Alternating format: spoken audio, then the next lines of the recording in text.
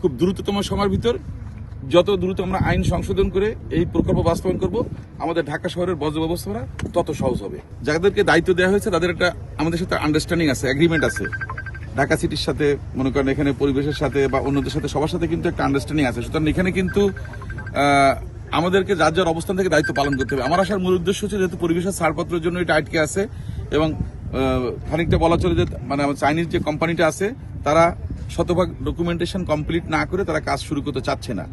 তো সেইটা আশ্বস্ত করার জন্য সরকারের পক্ষ থেকে আমি বলছি যে আমরা আমাদের পক্ষ থেকে যতটুকু সম্ভব দ্রুততম সময়ের ভিতর এটা আমরা তাদেরকে দিয়ে দিব। আর আসার মূল উদ্দেশ্য হচ্ছে নিজের চোখে দেখা যে আসলে সত্যিকার অর্থে এখানে কি হচ্ছে। তো এখানে যেটা দেখলাম, ওখানে যে পানি যে পরিশোধিত করা হচ্ছে বা ওখানকার যে বর্জ্য ব্যবস্থাপনা তারা চেষ্টা করছে, তাদের ক্ষুদ্র সামর্থ্য দিয়েও তারা চেষ্টা করছে এটাকে একটা সুন্দরভাবে রাখার জন্য।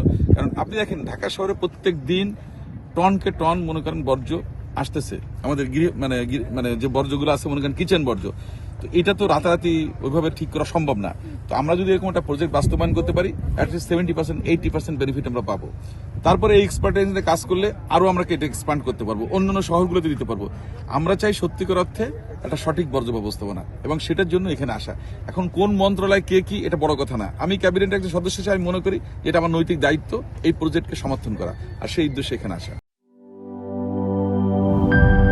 ইউরোপ, এশিয়া, আমেরিকা যেখানে যাই, বিশ্বের 145টি দেশে আজ ফ্রুটো পাই।